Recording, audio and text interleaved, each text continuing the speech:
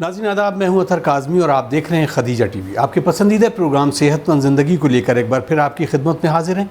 जैसा कि आप जानते हैं कि हमारा ये एपिसोड इराज मेडिकल कॉलेज के जो जाने माने स्पेशलिस्ट हैं उनसे हम उनके मरज़ के बारे में बात कर रहे हैं। नाज़रीन, हमारी कोशिश ये है कि आप ज़िंदगी में खुशगवार ज़िंदगी को जिएँ ताकि मर्ज़ आपसे दूर रहे।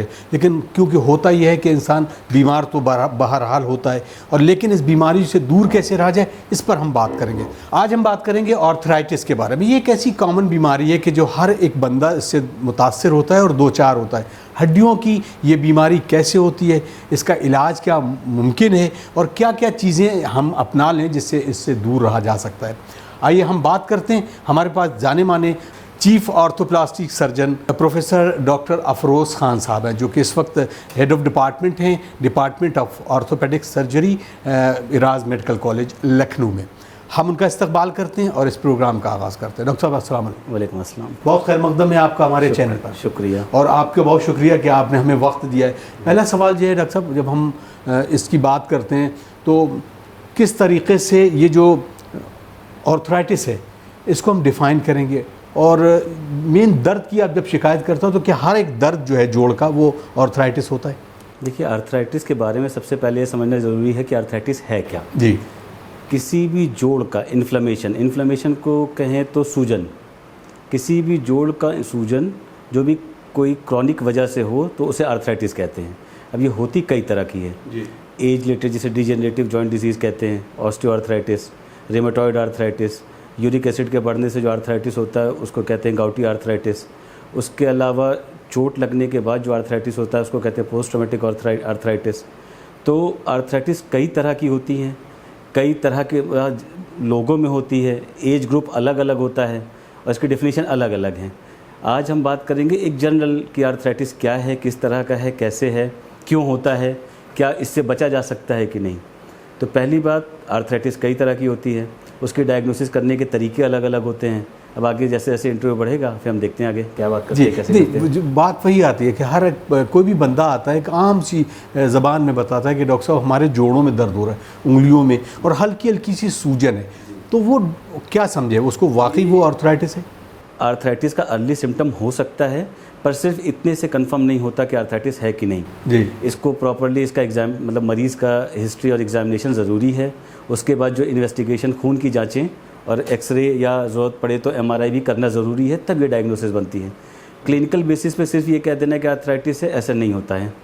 अच्छा डॉक्टर साहब, ये आर्थराइटिस का मतलब समझ में आता है जिसमें सूजन आ जाए, लेकिन कभी कभी जोड़ों में जो डॉक्टर्स बताते हैं, ख़ासतौर से आम आदमी के लिए, वो है कि उसमें स्क्रैचेस आ जाते हैं जॉइंट्स में। तो क्या स्क्रैचेस को भी आर्थराइटिस कहा जाता है?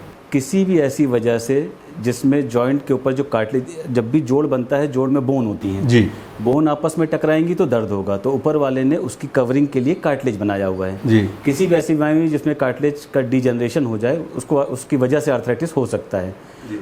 उस डीजनरेशन की वजह से जोड़ में सूजन आता है। तो अगर आर्थराइटिस को आप लिटरल टर्म में लें तो inflammation of joint is arthritis जी जी। उसकी वजह कुछ भी हो सकती है, डीजनरेशन एज की वजह से, ऑटो एंटीबॉडी बन जाए रिमोटॉइड, यूरिक एसिड जाके डिपॉजिट हो जाए गाउटी आर्थराइटिस जी। ऐसा ये बता दिया आपने, पूरा डिफाइन कर दिया।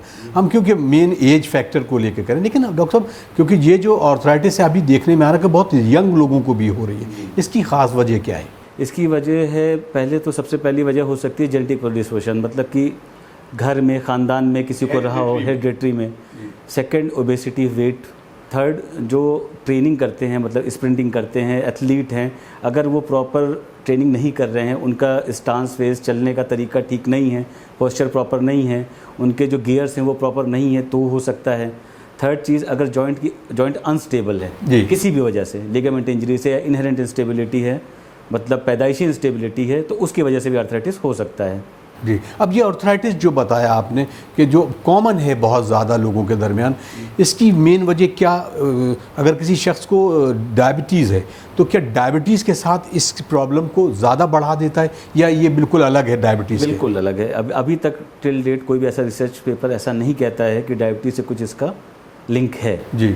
ओबेसिटी से ज़रूर है, हेरिडिटरी वाला फैक्टर ज़रूर है, डाइट से भी कहते हैं लोग, पर ऐसा कुछ लिंक अभी तक नहीं मिला हुआ है। चोट लगने की वजह से हो सकता है, जॉइंट इंस्टेबिलिटी की वजह से हो सकता है, ये सब वजह हैं जो अभी तक पता है। आगे आने वाली रिसर्च में क्या पता चलता है वो टाइम के साथ पता चलता है। गाउट की बात की आपने जी। कि वो यूरिक एसिड होता है, तो यूरिक एसिड में तो जाहिर सी बात है कि खाने पीने में कुछ ऐसी प्रोटीन की चीज़ें हैं कि जो एक्स्ट्रा लेने से यूरिक एसिड बढ़ेगा, उसकी वजह से प्रॉब्लम होती है। क्या ये खाने पीने से गाउटी आर्थराइटिस नहीं होता जी। यूरिक एसिड बॉडी में बनना एक नॉर्मल फिनोमेना है। कोई भी आप खाएंगे उनका डिग्रेडेशन होगा, यूरिक एसिड बनेगा, वो एक्सक्रीट हो जाएगा, बॉडी से निकल जाएगा। जी। अगर वो यूरिक एसिड या तो इतनी अधिक मात्रा में बन रहा है कि वो निकल नहीं पा रहा है, और या तो वो जो मेटाबोलाइज होकर जो प्रोडक्ट बन रहा है वो मेटाबोलाइज ही नहीं हो पा रहा है, तो यूरिक एसिड बॉडी में बढ़ जाता है। अगर यूरिक एसिड बॉडी में बढ़ा तो वो जाके साइनोमा मतलब एक लेयर होती है जॉइंट के बाहर, जी, उसमें डिपॉजिट हो जाता है, फिर वो इन्फ्लेमेशन करता है, फिर आगे की प्रक्रिया। डॉक्टर साहब, अब ये आर्थराइटिस के बारे में लोग अवेयर हो रहे हैं बहुत सारा, लेकिन क्या वजह है कि इससे बचा जा सकता है? कोई ऐसी वजह है कि हम पहले से इसकी प्रिकॉशंस को देखें और इस प्रिकॉशन में इसको लेने के बाद हम आर्थराइटिस से दूर हो सकते हैं? देखिए, कोई भी ऐसी चीज़ आज की डेट में नहीं है कि अगर आपको आर्थराइटिस जैसे रिमोटॉइड होना है, जी, आप प्रीडिस्पोज्ड हैं, आप में रिस्क फैक्टर है, तो आप रोक नहीं सकते हो उसको होने से। या ऑस्टियोआर्थराइटिस आपको होना है तो आप उसको रोक नहीं सकते होने से। प्रोसेस को आप डिले कर सकते हैं। प्रोसेस को डिले करने का मतलब कि जॉइंट की मतलब अपनी लाइफस्टाइल मॉडिफिकेशन करने से आप ज़मीन में बैठना बंद कम कर दें, उकड़बाती करके बैठना कम कर दें, और प्रॉपर लाइट एक्सरसाइज करते रहें। जॉइंट का मतलब क्वाड्रिसेप्स जो मसल होती है जॉइंट के आसपास, उसकी एक्सरसाइज करते रहें, तो आप इस प्रोसेस को डिले कर सकते हैं। और आर्थराइटिस होने के प्रोसेस को डिले कर सकते हैं, रोक नहीं सकते। गाउटी आर्थराइटिस में एक चीज़ ये हो सकती है कि आप अगर परहेज़ करें खाने का, जी, कि अगर आपका यूरिक एसिड आपने कराया रूटीन जांच में, वो बढ़ा हुआ आया, आपको प्रॉब्लम नहीं है, कोई बात नहीं, आप उसका परहेज़ करिए, तो ये हो सकता है कि ना हो उसका इफेक्ट। लेकिन अगर आपको होना है तो वो होगा। जी। अगर ये हो गया डॉक्टर साहब, मान लें कि ये हो गया और अब तमाम इन्वेस्टिगेशन जो है उसको पॉजिटिव दे दिया कि आपने बता दिया कि गैप है और इस तरह से आर्थराइटिस है, तो अब इसका इलाज कैसे है? देखिए, आर्थराइटिस का इलाज डिपेंड करता है कि किस तरह का आर्थराइटिस है, किस ग्रेड या किस स्टेज का है। हम एक एक करके चलते हैं। हम ग्रेड की बात कर लेते हैं। ठीक है, ऑस्टियोआर्थराइटिस को लेके चलते हैं। इसमें बेसिकली 5 ग्रेड होता है, इसको केएल ग्रेडिंग कहते हैं। इसमें क्लिनिकल सिम्टम्स अगर हैं, उसके बाद आपने एक्सरे कराया, एक्सरे के बेसिस पे ये डिवीज़न किया हुआ है। ग्रेड 0 में सिम्टम्स होते हैं, एक्सरे में कुछ फाइंडिंग नहीं मिलेगी। ग्रेड 1 में जॉइंट स्पेस नैरोइंग नहीं मिलेगी। ग्रेड 2 में जॉइंट स्पेस कम होना शुरू हो जाएगा, ऑस्टियोफाइट मिलने शुरू हो जाएंगे। ग्रेड 3 में ऑस्टियोफाइट दिखेंगे डेफिनेट, जॉइंट स्पेस नैरोइंग में दिखेगी। ग्रेड 4 में बोन ऑन बोन होगा, मतलब कार्टिलेज एकदम डिजनरेट कर जाएगा, बोन के ऊपर बोन दिखेगा, ऑस्टियोफाइट्स होंगे, सबकॉन्डल सिस्ट होंगे, एक्सरे फाइंडिंग है ये जी। तो इस तरह से ग्रेडिंग होती है ऑस्टियोआर्थराइटिस की। अर्ली ऑस्टियोआर्थराइटिस अगर ग्रेड 0 ग्रेड 1 तक है तो फिजियोथेरेपी और पेन मेडिकेशंस, कुछ सप्लीमेंट्स जो जॉइंट के, ऐसा कहते हैं कि कार्टिलेज को रीजन, अभी तक टिल डेट ऐसा कोई रिसर्च आर्टिकल नहीं कहता कि हाँ कंफर्म है 100% कुछ भी आप सप्लीमेंट लेंगे तो कार्टिलेज बन जाएगा, ऐसा नहीं है, रीजनरेट नहीं होता। फिर भी अगर आप ये देते हैं, कुछ फिजियोथेरेपी करते हैं, लाइफस्टाइल मॉडिफाई करते हैं, पेन किलर लेते हैं, तो ये प्रोसेस आपका डिले हो जाएगा। अब ये बढ़ के ग्रेड 2 ग्रेड 3 में आ गया, फिर क्या, फिर फिजियोथेरेपी तो होना ही होना, क्योंकि फिजियोथेरेपी से जॉइंट स्टेबल होता है, पेन थोड़ा कम होगा जी। सेकंड थर्ड स्टेज में आप क्या कर सकते हैं कि हमारे पास 2-3 ऑप्शन, तो कुछ इंजेक्शंस होते हैं जो जॉइंट के अंदर लगते हैं जी। कुछ छोटे मोटे ऑपरेशन होते हैं जिसको, जैसे हाई टिबियल ऑस्टियोटमी या प्रॉक्सिमल फिबुलर ऑस्टियोटमी, दूरबीन विधि से जॉइंट की सफाई भी कर सकते हैं। बिल्कुल नॉर्मल सी, मैं चाहूँगा कि बिल्कुल आप इस तरह की बात करें कि जो हमारे आम जनता है उस तक की बात बिल्कुल सही है। ऑस्टियोटमी मतलब कि एक्चुअली बेसिकली होता क्या है कि अगर आप ऑस्टियोआर्थराइटिस देखें, जॉइंट में माना जाता है कि 3 कंपार्टमेंट हैं। नी जॉइंट को लेके चलते हैं जी। मीडियल मतलब अंदर वाला, लेटरल मतलब बाहर वाला, एक पैटेलोफेमोरल मतलब जो कटोरी वाला जोड़ फीमर बोन से बन रहा है वो। अगर एक साइड की ऑस्टियोआर्थराइटिस मतलब मीडियल साइड की ऑस्टियोआर्थराइटिस जहाँ से स्टार्ट होता है वो जनरली बाहर अंदर की साइड होता है, मीडियल साइड जिसे कहते हैं जी। वहाँ की अगर यूनी कंपार्टमेंटल मतलब एक कंपार्टमेंट की आर्थराइटिस है तो ये सब चीज़ें कारगर हैं। जैसे हाई टिबियल ऑस्टियोआर्थराइटिस उसमें क्या करते हैं कि बोन में कट लगाते हैं और बोन को थोड़ा सा टेढ़ा कर देते हैं ताकि जो ये स्पेस बंद हो गया है वो खुल जाए। यूनी कंपार्टमेंट आर्थराइटिस इसको कहते हैं हाई टिबियल ऑस्टियोटमी। इसी स्टेज में एक प्रॉक्सिमल फिबुलर ऑस्टियोटमी एक प्रोसीजर होता है। उसमें क्या है कि पैर में 2 हड्डियाँ होती हैं, एक टिबिया एक फिबुला। फिबुला का 1 इंच पार्ट ऊपर वाले हिस्से से, अपर 1/3 पार्ट से निकाल देते हैं। उससे स्ट्रेस मीडियल साइड कम होके लेटरल साइड बढ़ जाता है, मतलब जॉइंट जो वेट बेरिंग एक्सिस है वो शिफ्ट हो जाती है लेटरल साइड बाहर की तरफ जी। तो उसमें रिलीफ हो जाता है। उसमें ऐसा कहते हैं कुछ पेपर जो अभी हैं कि कार्टिलेज रीजनरेशन होता है। एकदम डेफिनेट होता है कि नहीं होता, टाइम के साथ पता चलेगा। एकदम नए प्रोसीजर है PFO, कुछ दिनों से ही हो रहा है। आर्थ्रोस्कोपिक डिब्राइडमेंट मतलब दूरबीन विधि से डिब्राइडमेंट, छोटे छोटे पोर्टल बनते हैं, आर्थ्रोस्कोप डाला जाता है, जो भी टूटे फूटे पार्ट है उसको क्लियर किया जाता है, जॉइंट को वॉश किया जाता है जी। ये सब टेम्पररी मेथड अभी की डेट में है, कुछ दिन तक रिलीफ देते हैं, कुछ लोग को 2 साल, कुछ को 5 साल, डिपेंडिंग ऑन स्टेज, कुछ को 7 साल, कुछ को 10 साल। अब आपका गठिया पहुंच गया ग्रेड 4 जी, जिसमें कार्टिलेज है ही नहीं, बोन ऑन बोन है, फिर या किसी भी स्टेज में पहले आपको हमें ये देखना पड़ेगा आपको परेशानी कितनी है जी। कभी कभी हमारे मरीजों में कुछ ऐसे होते हैं कि एकदम ही ख़राब एक्सरे, ग्रेड 4 आर्थराइटिस, लेकिन दिक्कत नहीं है, कुछ हल्का फुल्का पेन है, लाइफ सारे काम कर रहे हैं, तो उनमें किसी सर्जरी की ज़रूरत नहीं है जी। फिजियोथेरेपी करें, अपना सिकाई करें, मालिश नहीं करनी होती है, इसमें काम उनका चलता रहेगा। कभी कभी कुछ है कि एक्सरे एकदम ठीक होता है लेकिन उनका तकलीफ बहुत ज़्यादा है तो उसमें सर्जरी की ज़रूरत पड़ती है। तो जो लास्ट स्टेज में आता है फिर हम करते हैं टोटल नी रिप्लेसमेंट। उसका एक ही एब्सोल्यूट इंडिकेशन है, मतलब इसमें करना ही करना है कि इतना दर्द हो कि आपके जो डे टू डे एक्टिविटीज़ हैं वो रुक जाएं, जो आपके डेली के काम हैं जी। कि आप बिस्तर पे हो जाएं, आप उठ के वॉशरूम तक ना जा सकें, अपने काम ना कर सकें, यही एब्सोल्यूट इंडिकेशन। रिलेटिव इंडिकेशन कई सारे हो सकते हैं कि ऑस्टियोआर्थराइटिस जैसे ग्रेड बढ़ता है, पैर थोड़ा टेढ़ा होता है, पैर में लिम्प आ जाता है, तो ये सब रिलेटिव इंडिकेशन है। तो इस हिसाब से, इस तरह से हम ऑस्टियोआर्थराइटिस का ट्रीटमेंट प्लान करते हैं, पेशेंट को देख के, पेशेंट की ग्रेडिंग को देख के, अब मरीज़ को चाहिए क्या, लॉन्ग टर्म प्रोग्नोसिस क्या है, ये सब मरीज़ को बता के जी, तब हम ट्रीटमेंट प्लान करते हैं ऑस्टियोआर्थराइटिस का। रिमोटॉइड में एक बार वो डायग्नोसिस हो गया, रिमोटॉइड के डायग्नोसिस के लिए clinical symptom plus blood investigation, ये 2 चीज़ें हैं। इन 2 से हम ग्रेडिंग करते हैं। कई तरह की ग्रेडिंग के तरीके हैं, हम लोग जो करते हैं वो यूरोपियन यूनियन का करते हैं, यूलार क्राइटेरिया कहते हैं उसको। जी। उसके हिसाब से एक बार डायग्नोसिस बन गई कि रिमोटॉइड आर्थराइटिस है तो उसका ट्रीटमेंट स्टार्ट होता है। हम जो कई तरह के हम जो यहाँ स्टार्ट करते हैं वो कॉम्बिनेशन DMRD स्टार्ट करते हैं। DMRD होता है disease modifying anti rheumatoid drugs, जी। कई तरह की दवाइयों का कॉम्बिनेशन है ये। उसके बाद जैसे जैसे मरीज़ को आराम मिलता जाता है, हर 3 महीने पर रिव्यू करते हैं और पहले तो दवा की डोज कम करते हैं, फिर धीरे धीरे दवा भी कम करते जाते हैं। इस तरह से प्लान होता है रिमोटॉइड आर्थराइटिस का। फॉलोअप में देखते हैं कि ब्लड पैरामीटर्स नॉर्मल है कि नहीं, मरीज़ के सिम्टम्स कम है कि नहीं, इससे हमें पता चलता है कि ये ट्रीटमेंट हमारा इफेक्टिव है कि नहीं। जी। रही बात गाउट की भी दवाइयाँ आती हैं, दवाई स्टार्ट करते हैं जब सीरम यूरिक एसिड नॉर्मल आ जाता है। अच्छा, इसमें एक बात मैं और बताना चाहूँगा, यूरिक एसिड बढ़े होने से सिर्फ गाउटी आर्थराइटिस होने का वो नहीं है। गाउटी आर्थराइटिस होने के लिए आप में सिम्टम होना ज़रूरी है। कुछ लोग में इनहेरेंटली ही यूरिक एसिड बढ़ा होता है, तो ऐसा नहीं कर सकते अब जिन्हें यूरिक एसिड की रिपोर्ट देखी और अब दवा स्टार्ट कर दीजिए, ऐसा नहीं है। आपको देखना पड़ेगा कि गाउटी आर्थराइटिस की दवा मेडिसिन नहीं शुरू करते हैं। नहीं, पहले मरीज़ को वो सिम्टम होने चाहिए, मरीज़ को सिम्टम होने चाहिए जो गाउट के हैं कि सिंगल जॉइंट का इन्फ्लेमेशन, पेन है, स्वेलिंग है, और उसके बाद यूरिक एसिड भी बढ़ा हुआ है, तब ट्रीटमेंट स्टार्ट करते हैं। पेन सिम्टम, पेन स्वेलिंग सब सबसाइड कर गया, यूरिक एसिड नॉर्मल आ गया, उसके बाद भी कुछ दिन तक इसकी दवा चलती है जी। लगभग 3 महीना, 2 से 3 महीना। एक बार सब सिम्टम सिम्टाइव कर गया, यूरिक एसिड नॉर्मल आ गया, 2 से 3 महीना हो गया, फिर हम ये ट्रीटमेंट बंद कर सकते हैं। रूमेटॉइड आर्थराइटिस का ट्रीटमेंट लंबा होता है, कभी कभी लाइफ लॉन्ग भी होता है जी।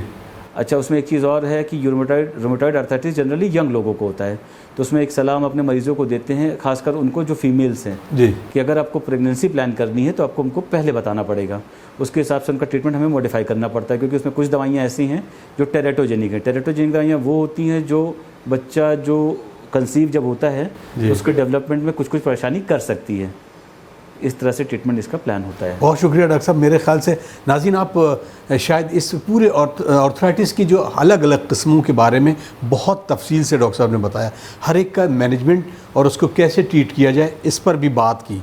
अब हम अगला सेगमेंट में जो कुछ चीज़ें ऐसी हैं कि जो हमारे जहन में मिथ बनकर दौड़ती हैं और हम बग़ैर किसी डॉक्टर की सलाह के मेडिसिन शुरू कर देते हैं, बग़ैर डॉक्टर की सलाह के हम बताते हैं कि फ़लाँ एक बंदा है कि जो इसकी झाड़ फूँक करता है वो ठीक हो जाता है, इस पर भी बात करते हैं। डॉक्टर साहब, ये चीज़ें जो मिथ है ये मेडिकल साइंस पर भी आज भी अप्लाई होता है। डिफरेंट फील्ड पर हम बात करें ऑर्थोपेडिक्स पर, और ख़ासतौर से जब हम गठिया की बात करते हैं तो ये वो हो गया, वो वाद हो गया और उस पर हम जाके वहाँ पर झाड़ फूँक कर रहे हैं, ये एक अलग पहलू है। लेकिन मेडिसिन जो शुरू करते हैं, सेल्फ मेडिकेशन कितना ख़तरनाक है? देखिए, मैं आपको बताऊं कि अगर आपको ऐसा लगता है कि आपके गठिया के अर्ली सिम्टम्स हैं, जैसे कि अंदर की तरफ जोड़ में दर्द या किसी भी तरफ जोड़ में दर्द, जोड़ में चलने के बाद या बिना चले ही स्वेलिंग आ जाना, सुबह के टाइम स्टिफनेस रहना या कभी भी जॉइंट में स्टिफनेस रहना, ऐसा लग रहा है कि पैर टेढ़ा हो रहा है, नई कुछ हड्डियाँ बन, जैसे हाथ के आर्थराइटिस में कभी कभी जो बोन के जॉइंट मतलब हैंड का जॉइंट है उसके आर्थराइटिस में कुछ कुछ नई बोन बन जाती है तो महसूस होती है बाहर से जी। तो आपको फ़ौरन डॉक्टर को कंसल्ट करना चाहिए। मैं किसी पैथिक के बारे में नहीं कह रहा मैं, लेकिन इसको इग्नोर करना ठीक नहीं है क्योंकि आपका स्टेज अगर कम है, आप जल्दी आ जाते हैं तो आपको कम इन्वेसिव तरीके से ज़्यादा फ़ायदा और लंबे समय तक फ़ायदा रह सकता है। इन्वेसिव तरीका वो होता है कि इंजेक्शंस, ऑपरेशंस, मैं ये नहीं कह रहा हूँ कि आप जल्दी आ जाएंगे तो ये 100% है कि आपको इनकी ज़रूरत नहीं पड़ेगी, पर पड़ने के चांस कम हो जाते हैं आप जितनी जल्दी आ जाते हैं किसी एक क्वालिफाइड डॉक्टर के पास जो इस चीज़ में एक्सपर्ट है। जी। रही बात झाड़ फूक से, उससे कुछ नहीं होता है। मालिश, कुछ लोग बहुत सारे लोग ऐसे हमारे पास आते हैं जो मालिश कराने से आपकी कंडीशन ख़राबी होने वाली है, बेहतर तो नहीं होगी। डॉक्टर साहब, अब ये बात करते हैं कि हम बहुत सारे लोग कंप्लेन करते हैं इस तरह की चीज़ों पे कि हमारे घुटनों में तो दर्द है लेकिन हाथ पाँव में नहीं है, तो क्या ये भी हो सकता है इस केस में कि घुटनों में तो आर्थराइटिस हो और हाथ पाँव में ना हो, या हाथ पाँव में भी दर्द हो रहा है घुटनों में ना हो, तो ये क्या पॉसिबल है कि आर्थराइटिस के सिस्टम? देखिए, जो कॉमन साइट है आर्थराइटिस की, हाथ के जोड़, घुटना, हिप जॉइंट, लोअर लंबर मतलब कमर का निचला हिस्सा, गर्दन का हिस्सा, सब में हो सकता है, किसी एक में हो सकता है, वेरियस कॉम्बिनेशन हो सकते हैं, कैसे भी हो सकता है, कैसे भी प्रेजेंट कर सकता है। कुछ फिक्स नहीं है कि अगर हाथ में होगा, नी में होगा, हिप में होगा तभी हम उसको आर्थराइटिस मानेंगे, ऐसा नहीं है जी। सिंगल जॉइंट इन्वॉल्वमेंट हो सकता है, मल्टीपल जॉइंट इन्वॉल्वमेंट हो सकता है, यूनिलेटरल हो सकता है, बायलेटरल हो सकता है, कैसे भी तरीके से प्रेजेंट कर सकता है। जनरली जो आर्थराइटिस है जो हम लेते हैं वो जनरली बायलेटरल मतलब कि दोनों तरफ का प्रेजेंटेशन होता है।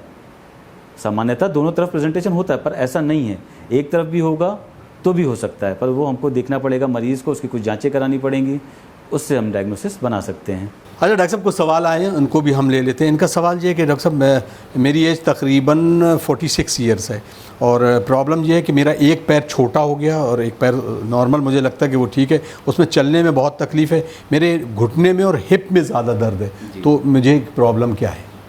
देखिए, सबसे पहली बात मैं आपको सलाह दूंगा कि आप एक क्वालिफाइड डॉक्टर के पास जाइए।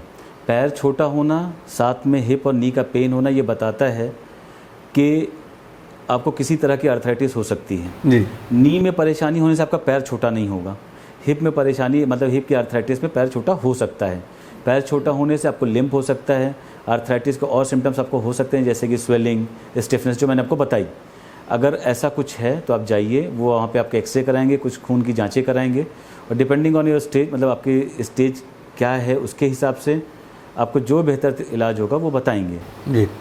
एक और सवाल लेते हैं, इन्होंने कहा कि मेरी एज 36 है, मेरा एक्सीडेंट हुआ था एक बार और फ्रैक्चर हुआ, उसके बाद से मेरे बहुत शदीद दर्द जो है वो घुटनों में बना रहता है, इसके बारे में बता दें। देखिए, एज कम है लेकिन फ्रैक्चर हुआ था। जनरली फ्रैक्चर के बाद, किसी भी लॉन्ग बोन का फ्रैक्चर के बाद, जो ऊपर का जॉइंट और जो नीचे का जॉइंट है, अगर हम आपका एग्जांपल ले लें कि आपने कहा कि हमारे थाई बोन बोला आपने क्या बोला जी, थाई बोन का फ्रैक्चर था, तो नी जॉइंट या हिप जॉइंट में आर्थराइटिस जल्दी होने का डर होता है। इसी को हम लोग कहते हैं पोस्ट ट्रॉमेटिक आर्थराइटिस, एक तरह की सेकेंडरी ऑस्टियोआर्थराइटिस है ये।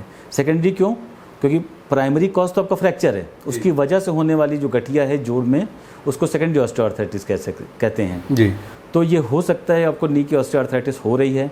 अगर आपका थाई बोन का फ्रैक्चर था, अगर उसका ऑपरेशन हुआ है या नहीं हुआ है, जिससे भी आपका जिस भी विधि से इलाज हुआ, अगर वो जुड़ गया है तो आपका नी का एक एक्सरे होना चाहिए, उसमें आर्थराइटिस आता है। तो अगर सीवियर पेन है और ग्रेड भी ज़्यादा है तो नी रिप्लेसमेंट एक अच्छा ऑप्शन है आपके लिए। जी। डॉक्टर साहब, अभी एक सवाल मेरा जहन में आया अभी कि ये जो आर्थराइटिस है डिफरेंट टाइप के, इसमें जेंडर फैक्टर कितना इम्पोर्टेंट? बिल्कुल, जेंडर फैक्टर कॉमन है, जेंडर फैक्टर है इसमें। जैसे कि रिमोटॉइड में या ऑस्टियोआर्थराइटिस में फीमेल्स में होने के चांसेस ज़्यादा होते हैं इन कंपेरिजन टू मेल। जी। अब ऐसा क्यों है, इसकी वजह अभी फ़िलहाल तो नहीं पता, लेकिन जैसे ओबेसिटी लिंक्ड है, जैसे जेनेटिक प्रेडिस्पोजिशन लिंक्ड है, वैसे जेंडर भी एक ऐसा फैक्टर है जो लिंक्ड है, फीमेल्स में होने के चांसेस ज़्यादा हैं। आर्थराइटिस में डॉक्टर साहब अब वॉकिंग जैसे लोग नॉर्मली जो कर रहे हैं जो रूटीन में, और उनको और इस तरह की प्रॉब्लम हो रही कि बोन्स में यानी जॉइंट्स में दर्द है, तो क्या उनको जो वॉक है वो रोक देना चाहिए? उनके लिए क्या आपकी तरफ से? किसी भी तरह के जोड़ या हड्डी से संबंधित अगर आपको दर्द है जी, और बहुत सीवियर दर्द है और कुछ 1-2 दिन से ही दर्द है, तब आपको रेस्ट करना चाहिए। लेकिन अगर ये लंबे ड्यूरेशन का पेन है और आपको लगता है या डायग्नोज्ड हैं आप आर्थराइटिस के और आपको पेन है, तो अगर आप मोबिलिटी कम कर देंगे तो ये दिक्कतें आपकी बढ़ने ही वाली हैं। अब उस मोबिलिटी के लिए या तो आपको इतना पेन और आप नहीं चल पा रहे हैं, तो उसके लिए आप प्रॉपर ट्रीटमेंट लीजिए, और अगर आप चल सकते हैं तो आप चलिए, चलने के लिए मनाही नहीं है जी। क्योंकि अगर आपको आर्थराइटिस हो गई है तो आपके नहीं चलने या चलने से कोई फ़र्क उसमें नहीं पड़ना, उसकी स्टेज टाइम के साथ बढ़नी ही है अगर आपने ट्रीटमेंट नहीं लिया तो। जी, एक और सवाल लेते हैं। इन्होंने कहा कि हाँ, मेरी एड़ी में अक्सर करके दर्द रहता है, बहुत शदीद दर्द बढ़ जाता है लेकिन कभी कभी सबसाइड कर जाता है, और इन्होंने एज नहीं लिखी, लेकिन तो इसका कॉज क्या हो सकता है? देखिए, एड़ी की हड्डी में एक फेशिया मान लीजिए अब एक झिल्ली होती है सोल की, जी, उसका अटैचमेंट रहता है। तो कभी कभी कुछ लोगों में जिनका खड़े होने का काम है, जिनका चलने का काम है, उनमें ओवर यूज़ की वजह से उस पॉइंट पे स्वेलिंग आ जाती है, इन्फ्लेमेशन उस अटैचमेंट वाले पॉइंट पे हो जाता है। कभी कभी यूरिक एसिड के बढ़ने से भी ये होता है जी, इसको प्लांटर फेशियाटिस कहते हैं हमारे शब्दों में। तो ये हो सकता है उनको, उसके लिए कुछ नहीं करना है, इनको अपना शू या फुटवेयर जो है वो मॉडिफाई करना है। एक स्पोर्ट्स शूज़, अच्छी क्वालिटी का स्पोर्ट्स शूज़ लेना है, सिल्कन हील लगा सकते हैं। उसमें एक तरीका होता है गर्म और ठंडे पानी की सिकाई का, वो कर सकते हैं, उससे इनको आराम मिलेगा। जी डॉक्टर साहब, अब हम इस पूरे चीज़ों को करते हैं, वक्त भी बहुत तेज़ी से आगे बढ़ रहा है, क्या करना चाहिए और क्या नहीं करना चाहिए? करना क्या चाहिए? करना आपको ये चाहिए कि आपको लाइट एक्सरसाइज करने चाहिए, आपको अपने वेट को कंट्रोल में रखना चाहिए, खान पान पे ध्यान देना चाहिए, न्यूट्रिशन वाली चीज़ें खानी चाहिए, फास्ट फूड से बचना चाहिए, और फुटवेयर का हमेशा ध्यान रखना चाहिए कि अच्छी क्वालिटी, अच्छी कंपनी का पहने आप। और बस यही कर सकते हैं आप। क्या नहीं करना चाहिए कि आपको कुछ भी सिम्टम हो और आपको लगे कि हम आर्थराइटिस की तरफ जा रहे हैं या ऐसा कुछ सिम्टम है, तो आपको फ़ौरन अपने डॉक्टर को कंसल्ट करना चाहिए, खुद से दवा नहीं लेनी चाहिए। जी, ये ख़ास तौर से आप बता दीजिए कि खुद से दवा नहीं लेंगे, इस कैमरे के सामने आपका मैसेज जाना ज़रूरी है। जी, आपको खुद से दवा नहीं लेनी चाहिए, इसलिए क्योंकि खुद से दवा आप लेंगे, आपको जो मेडिकल स्टोर पे है वो क्वालिफाइड नहीं है उन चीज़ों को ट्रीट करने के लिए। वो आपको ज़्यादा से ज़्यादा दर्द की दवा, दर्द निवारक दवाइयाँ दे सकता है, उससे आपके किडनी पे इफेक्ट होगा, लीवर पे इफेक्ट होगा। आप कितना लंबा खा सकते हैं दर्द की दवा? जी, अगर आपको बुखार आया, आपने पैरासीटामोल खाया, बुखार उतर गया, पर बुखार अगर किसी इन्फेक्शन की वजह से है तो आपका प्रॉब्लम नहीं सॉल्व होने वाला जब तक उस इन्फेक्शन को एड्रेस ना किया जाए। अगर आपका पेन आर्थराइटिस का है तो आपको दर्द की दवा खाने से आपको आराम मिल सकता है फौरी तौर पे, पर आपका परेशानी नहीं जाने वाला। ये बात समझ रहे हैं? तो आपको खुद से इलाज नहीं करना है। डॉक्टर साहब, क्योंकि ये इस्लामिक चैनल है और जाहिर सी बात देखने वाले ज़्यादातर उसमें एक बड़ी चीज़ आती है नापाकी, नजासत की, और उसमें और ख़ास तौर से डॉक्टर्स बताते हैं कि कमोड का इस्तेमाल।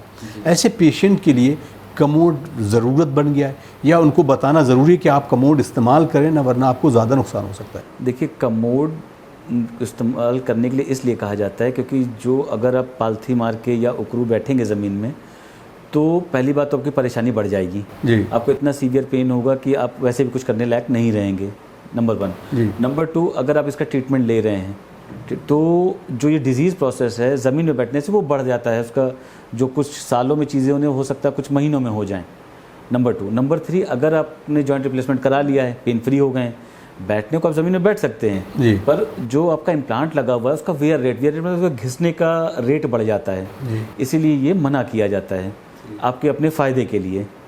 तो डॉक्टर साहब बहुत जल्दी सवाल लेते हैं, पोस्ट ऑपरेटिव इस सब प्रोसीजर के बाद क्या प्रिकॉशंस ज़रूरी है? पोस्ट ऑपरेटिव, पहली बात तो मैं बता दूं कि इसके बारे में बहुत सारे मिथ हैं सर्जरी के बारे में, क्योंकि हमारे देश के एक प्रधानमंत्री थे जिनका ये सर्जरी फेल हो गया था। जी, पर कोई भी छोटी से छोटी सर्जरी के फेल होने की बहुत सारी वजह हो सकती है, कोई भी सर्जरी फेल हो सकती है। बहुत अच्छी सर्जरी है, पेन फ्री आदमी एकदम हो जाता है। आजकल तो जो है मॉर्निंग में सर्जरी हुई, इवनिंग में वॉक करा दिया, मतलब अर्ली रिटर्न टू वर्क कर देते हैं, नंबर 1।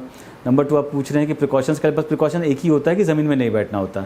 चलने को आप चाहे जितना चल सकते हैं, सीढ़ी चढ़ सीढ़ी उतर सकते हैं, रन कर सकते हैं, वेट उठा सकते हैं, सब कुछ कर सकते हैं, पर ज़मीन में भी बैठ सकते हैं, पर हम एडवाइस नहीं करते हैं ज़मीन में बैठने के लिए। जी, चलिए ये ख़ास वो होगी। डॉक्टर साहब बहुत शुक्रिया आपका, आपने अपना कीमती वक्त मुझे दिया और बहुत अच्छी एडवाइस से नाजरीन को और ख़ास तौर से हमें भी इस बात को बताया। आगे फिर कोशिश करेंगे हम किसी और टॉपिक से आपसे डिस्कस करें। बहुत बहुत शुक्रिया। नाज़रीन, हमसे मैं गुफ्तगू थे प्रोफेसर डॉक्टर अफरोज़ खान साहब, head of department of orthopaedic surgery, Miraj medical college Lucknow. हम बेहद शुक्रगुजार हैं, उन्होंने कीमती वक्त दिया। हमें दीजिए इजाज़त, इंशाअल्लाह अगले एपिसोड में फिर किसी ख़ास टॉपिक को हम डिस्कस करेंगे। तब तक अपना ख्याल रखिए, अपने मेज़बान अतर काज़मी को इजाज़त दीजिए। वस्सलामु अलैकुम व रहमतुल्लाहि व बरकातुहू।